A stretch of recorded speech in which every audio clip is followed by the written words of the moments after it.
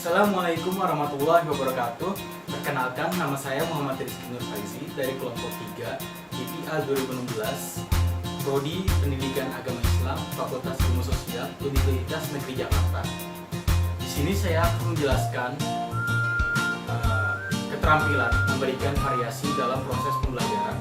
Akan tetapi sebelum saya menjelaskan, saya akan memperkenalkan anggota kelompok saya yang terdiri dari Ade Sri Sulastri, Siti Noroyati, Muhammad Arif, dan Firda Maulia. Nah, mereka berempat ini akan membantu saya dalam membuat video proses pembelajaran ini. Guru atau pendidik adalah orang yang memfasilitasi proses peralihan ilmu pengetahuan dari sumber belajar kepada peserta didik. Hessler mengemukakan bahwa fungsi guru pada zaman modern ini berbeda dengan fungsi guru pada zaman dahulu. Saat ini, guru dituntut untuk menggunakan suatu pendekatan yang mampu menimbulkan keterlibatan dan keberhasilan semua peserta didik. Akan tetapi, pada faktanya, banyak guru yang masih menggunakan metode yang monoton dan hanya berpusat pada guru, tidak melibatkan siswa secara langsung. Untuk itu, guru dituntut untuk memiliki suatu keterampilan. Di antara beberapa keterampilan yang harus dimiliki guru, ada keterampilan mengadakan variasi dalam mengajar. Keterampilan mengadakan variasi dalam mengajar ini tujuannya adalah untuk mengurangi kebosanan siswa, meningkatkan motivasi siswa untuk memusatkan perhatian mereka dalam proses pembelajaran. Dalam mengadakan variasi pembelajaran, idealnya kita memperhatikan komponen-komponen yang ada di dalamnya, seperti variasi dalam gaya mengajar, variasi penggunaan media dan bahan ajar, dan variasi pola interaksi dan kegiatan belajar. Variasi gaya mengajar lebih mengarah pada pentingnya guru memiliki kemampuan berkomunikasi yang baik dan lebih difokuskan pada komponen-komponen berkomunikasi, seperti mengadakan variasi suara, seperti nada suara, volume suara, dan kecepatan dalam berbicara. Seperti apa contohnya? Langsung saja kita lihat video pembelajaran berikut. Ya baik anak-anak, kita pada hari ini akan mempelajari tentang salah satu syariat dalam Islam yang ini masuk ke dalam rukun Islam, yaitu sholat. Jadi pengertian sholat itu kalau dalam bahasa bisa diartikan sebagai doa. Walaupun doanya itu, kalau doa itu bisa macam-macam. Nah, kalau secara istilah, sholat itu bisa diartikan sebagai ritual ibadah yang ada di dalam agama Islam, yang itu di dalamnya terdapat bacaan dan gerakan yang sudah ditentukan syariatnya. Seperti itu. Yang kedua adalah pemberian pemusatan perhatian, seperti perhatikan baik-baik. Nah, ini penting untuk diperhatikan. Dan mari kita perhatikan bersama. Nah, seperti apa contohnya? Mari kita lihat video pembelajaran berikut ini. Ya baik, tadi setelah kita telah mempelajari tentang apa itu sholat, selanjutnya kita akan mempelajari tentang rukun sholat. Baik anak-anak, kita perhatikan ya baik-baik ya. Jadi rukun sholat ini ada 13. Dari yang pertama itu mulai dari niat, terus kemudian ada takbir atau ihram, terus kemudian ada membaca surat Al-Fatihah, terus kemudian ada ruku beserta dengan tumakninah. Yang ketiga adalah kesenyapan suasana hening saat pembelajaran berlangsung, seperti jeda saat guru berbicara. Biasanya hal seperti ini ampuh dalam menarik perhatian siswa agar memperhatikan pembelajaran. Seperti apa contohnya? Mari kita lihat video pembelajaran berikut ini. Nah, terus kemudian ada iktidal. Nah, iktidal itu berdirinya kita setelah ruku gitu. Nah, selanjutnya ada sujud beserta dengan tumakninah. Baru habis itu kita duduk di antara dua sujud seperti itu. Yang keempat adalah mengadakan kontak pandang. Guru menatap langsung pada peserta didik secara bergantian pada saat guru menjelaskan. Tujuannya adalah agar peserta didik merasa diperhatikan oleh guru. Seperti apa contohnya? Mari kita lihat video pembelajaran berikut ini. Ya, selanjutnya kita akan belajar tentang syarat wajib sholat.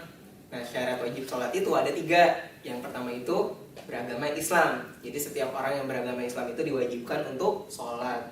Nah, terus yang kedua itu baligh.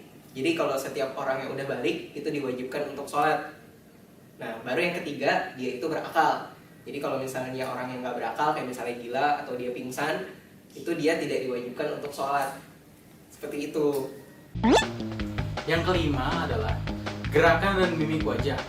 Bahasa tubuh berkaitan dengan penampilan gerak, penampilan fisik, postur, gerak tubuh, tatapan, dan ekspresi wajah dari guru. Ini bertujuan agar siswa dapat dengan mudah memahami apa yang disampaikan oleh guru, dan guru dapat terlihat lebih ekspresif di hadapan peserta didik, sehingga para peserta didik pun tidak merasa bosan ketika memperhatikan guru. Seperti apa contohnya? Kita lihat video pembelajaran berikut ini.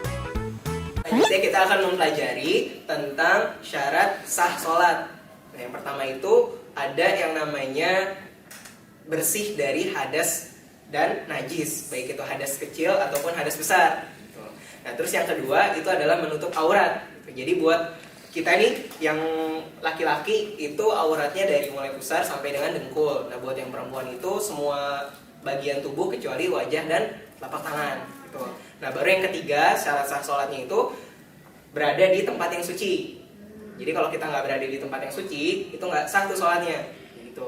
Baru yang keempat dia itu mengetahui waktu sholat. Gitu. Kalau misalnya kita nggak mengetahui waktu sholat, kita sebenarnya nggak diwajibkan untuk sholat. Gitu. Yang keenam adalah perubahan posisi. Adanya perubahan posisi guru, seperti guru berbicara dengan posisi duduk, lalu berdiri, dan kemudian mendekati siswa. Hal ini adalah berfungsi agar siswa tidak terfokus pada satu titik. Seperti apa contohnya? Mari kita lihat video pembelajaran berikut ini. Nah, terus syarat sah yang kelima itu adalah menghadap kiblat. Jadi kita sholat itu harus menghadap kiblat. Kenapa? Karena kiblat kita itu adalah Ka'bah. Gitu. Jadi kita harus menghadap kiblat. Kayak gitu.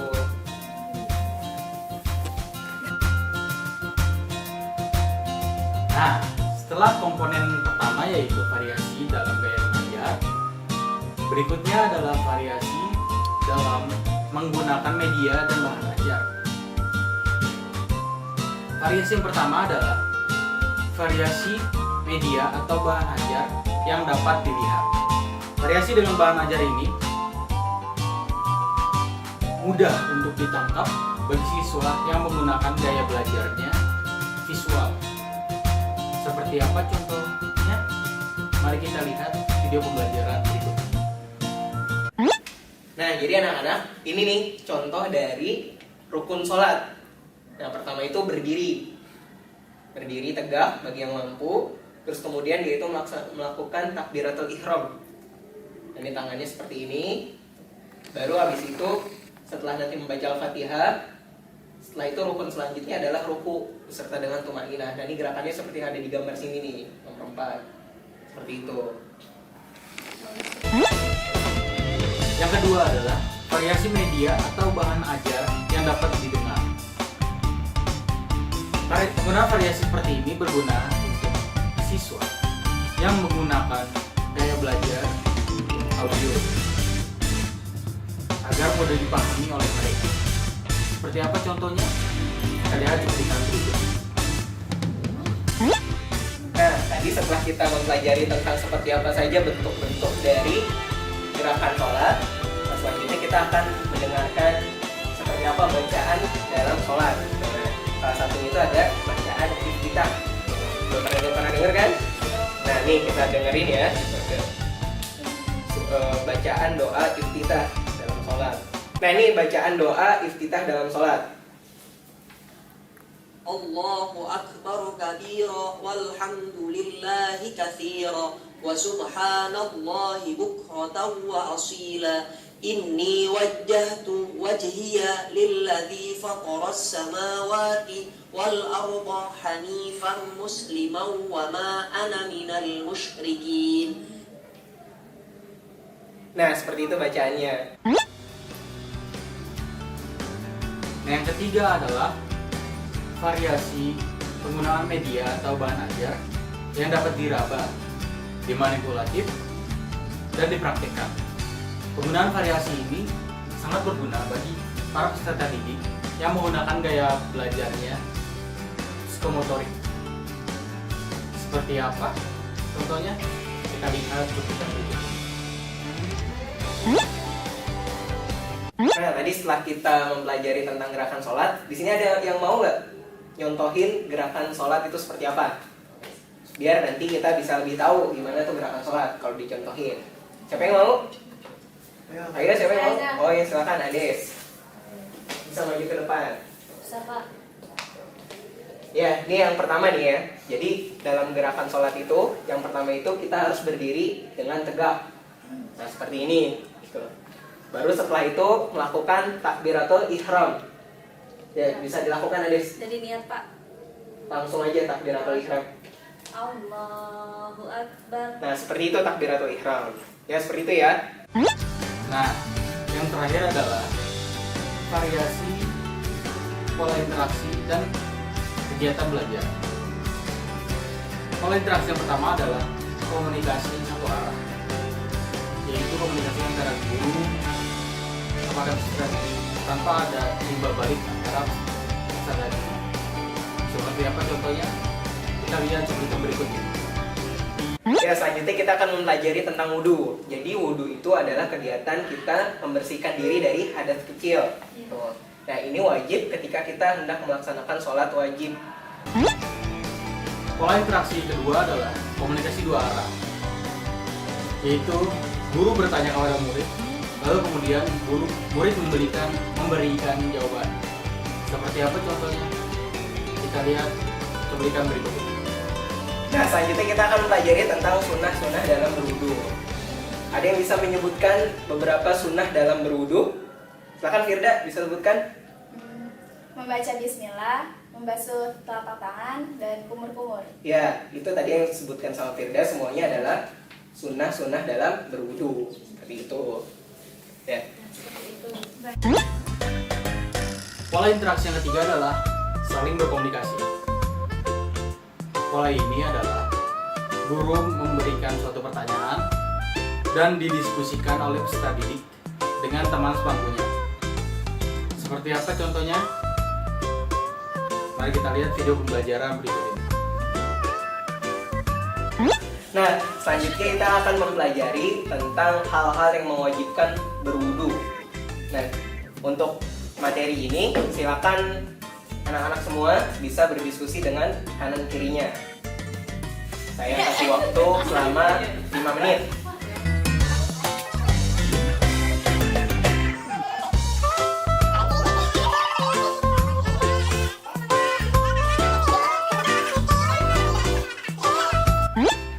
Nah, pola interaksi yang terakhir adalah interaksi optimal. Interaksi ini melibatkan seluruh orang yang ada dalam proses pembelajaran. Seperti apa? Mari kita lihat video pembelajaran berikut ini.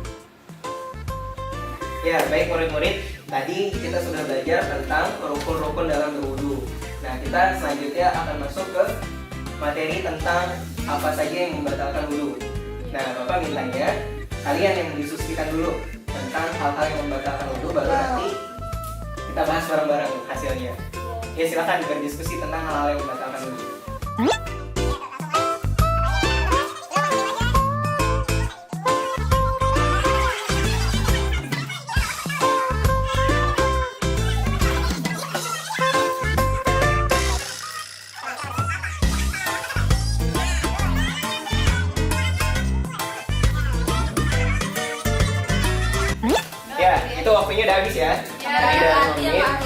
ya buat ngebahas soal hal-hal yang membatalkan wudhu. Ya. Udah cukup ya? Nah, coba sekarang Siti Nurayati bisa menjelaskan tentang hal-hal yang membatalkan wudhu hasil dari diskusi tadi yang udah dikasih waktunya. Ya, jadi yang membatalkan wudhu itu ada 4. Yang pertama itu keluarnya sesuatu dari sesuatu, seperti misalnya kentut atau kencing seperti itu. Yang kedua itu hilang akal. Hilang akal di sini maksudnya bisa jadi itu gila atau misalkan mabuk. Yang ketiga itu menyentuh kemaluan. Keempat itu bersentuhan dengan yang bukan mahram. Iya, itu semua yang bisa membatalkan wudhu. Ya, Pak. Nah, jadi itu adalah komponen-komponen keterampilan mengadakan variasi yang harus diperhatikan guru dalam proses pembelajaran. Sekian pemaparan video dari kami. Semoga dapat bermanfaat bagi pendidikan di Indonesia. Kami kelompok 3 pamit undur diri. Kurang lebihnya mohon maaf. Wabillahi taufiq wal hidayah. Assalamualaikum warahmatullahi wabarakatuh.